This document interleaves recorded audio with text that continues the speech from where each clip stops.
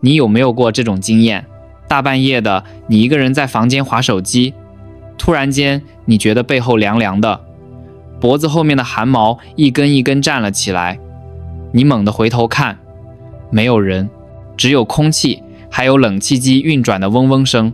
你松了一口气，觉得自己想太多了，对吧？但你真的确定房间里什么都没有吗？还是说只是你的眼睛看不见而已？别急着说我是怪力乱神，我们先来聊点科学，真正的科学。你觉得你的眼睛能看到这世界的多少真相？90%、50%？很遗憾，答案是连1%都不到。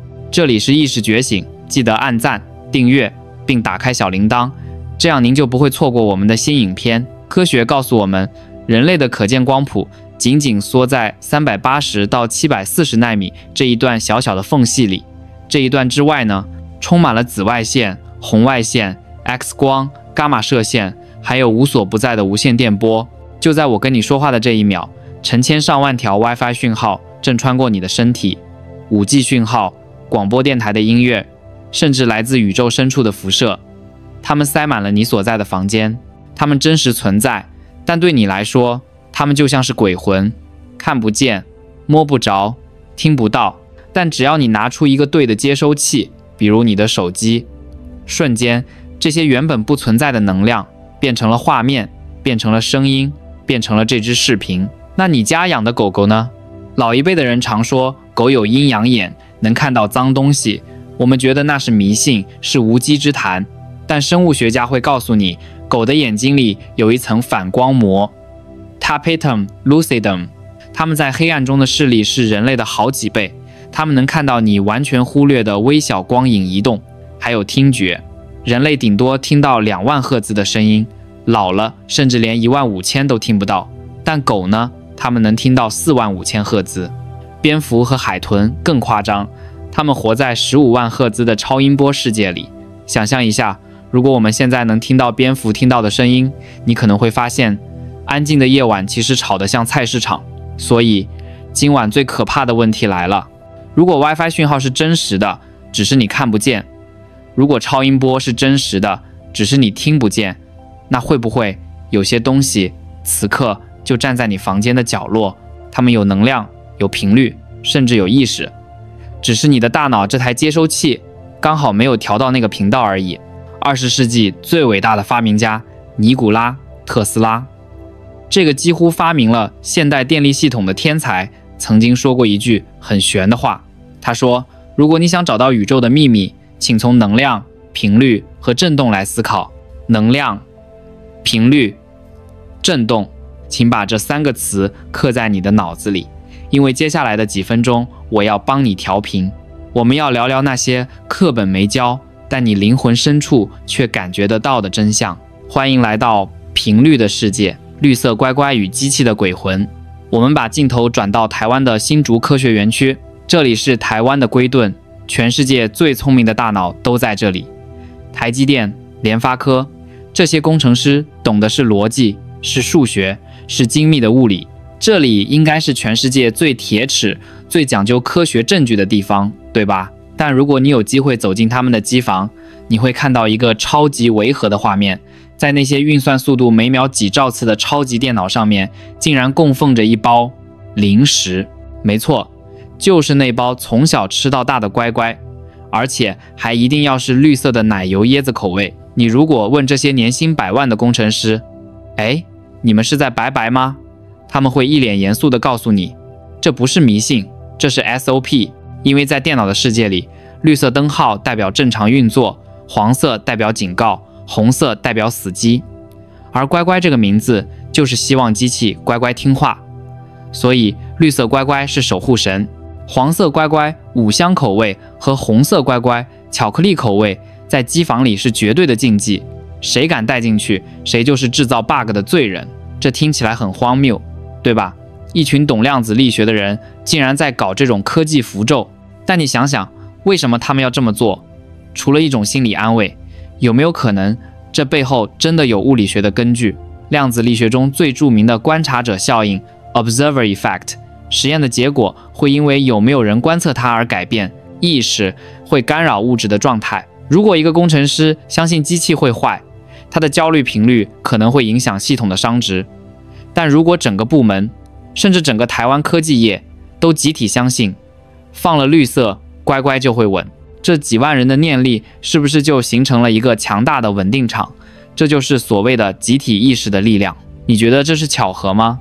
如果不相信意识可以独立于肉体存在，那我们来看看台湾最悬疑的奇案——云林麦寮的借尸还魂案。1959年，一位名叫吴林罔腰的妇人因病断气了，医生都宣告死亡了，家属都在准备后事了。结果他突然醒了过来，但醒来的这个人眼神完全变了。他开口说话，原本的海口腔台语变成了金门腔。他原本不识字，现在却能读书写字。他原本爱吃荤，现在闻到肉味就想吐，坚持吃素。他告诉被吓坏的丈夫，我不是林罔腰，我是朱秀华。他说她是当年823炮战流亡的金门少女，死后魂魄飘到了这里，借用了这个身体。这件事当年轰动全台，连政府都派人去调查，还找了金门的人来对质。结果他真的能说出金门的街景和父母的名字。西方医学说这叫解离性身份障碍 DID。 就像美国的 Billy Milligan， 一个人分裂出24个像 Regan 或 Arthur 这样的人格。但在台湾的文化里，我们有另一种解释：如果身体只是硬件，是大脑这台电脑，而意识是云端的讯号，是软件，那么当硬件 A0 罔腰当机了，但还没完全坏掉，有没有可能另一个无处可去的讯号 B 朱秀华刚好登入了这台电脑？这听起来很科幻，但如果你把人体看成是一个接收频率的收音机，那么鬼上身或多重人格是不是其实就是频道跳掉而已？那么究竟是谁手里拿着那个转台的遥控器？是你吗？还是灵魂的导航图？如果意识真的是一种讯号，一种频率，那么就像收音机有分 FM 和 AM， 频率肯定有高低之分。这就解释了为什么有些人你一靠近他就觉得浑身不舒服，想赶快逃跑，而有些人像你家巷口的阿嬷或是庙里的师傅，你只要坐在他们旁边，什么话都不用说，心就静下来了。这不是错觉，这是物理学上的共振。美国有一位精神科医师大卫霍金斯博士 David R. Hawkins， 他花了30年做了一件很疯狂的事，他想把人类的灵魂量化。他用肌肉动力学做测试，画出了一张意识能量图表 Map of Consciousness。 这张图表从1到1000，这是一个对数坐标，也就是说等级300的能量不是150的2倍，而是10的300次方，对比10的150次方，这是一个天文数字的差距。我们来看看最底层，分数在20左右的是羞愧 shame， 觉得自己没用，想自杀，觉得世界是灰色的。往上一点100分是恐惧 fear， 整天担心明天会不会失业，担心别人怎么看自己，觉得世界充满威胁。再往上150分是愤怒 anger， 这就是网络上那些酸民的频率，充满仇恨、报复心，看什么都不顺眼。这些频率都是低频，它们会消耗你的生命力，让你的免疫系统变差，运气变烂。然后关键的转折点来了，200分，勇气 courage， 这是正能量的起点。低于200，你是生命的受害者，你会问为什么是我？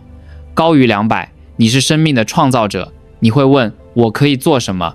一旦跨过这条线，你的生命就开始往上飞。310分是主动，350分是宽容，400分是理智。很多科学家、诺贝尔奖得主，像是爱因斯坦、牛顿，都在400到500这个区间。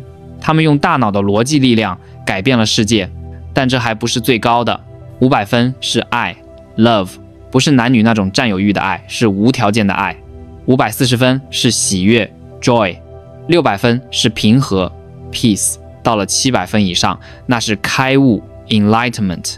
霍金斯博士测量过德蕾莎修女 Mother Teresa 的频率高达710，而历史上的开悟者像佛陀、耶稣则是满分1000。霍金斯说过一句最震撼的话：一个频率700的开悟者，他散发出的能量场可以抵消掉几百万个频率低于200的人的负能量。这就是为什么我们需要圣人，需要修行者。这也解释了台湾的一个特殊现象：妈祖绕境。每年3月，为什么几十万人要请假不睡觉，跟着妈祖走9天8夜，搅起水泡，睡路边，却每个人都笑得很开心？这不只是宗教活动，这是一场巨型的集体调频。当10万个人的心里同时想着平安、感谢、慈悲的时候，那个共振出来的能量场可能高达500以上。在那个场域里，你会觉得充满电，觉得世界充满希望。这就是台湾最强大的防护罩——第100只猴子与云端大脑。听到这里，你可能会想，可是我只是一个普通人，我又不是德蕾莎修女，我的频率重要吗？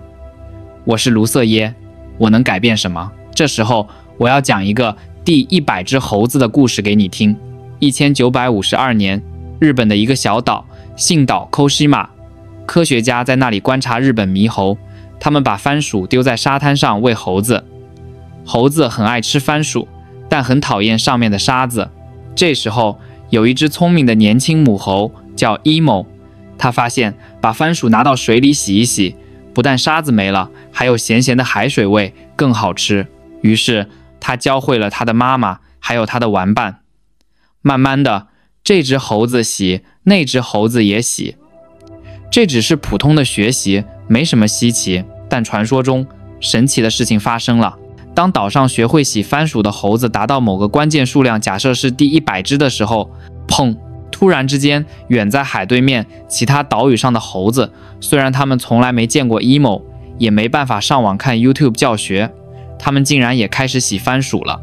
这种行为跨越了海洋，像病毒一样瞬间传播。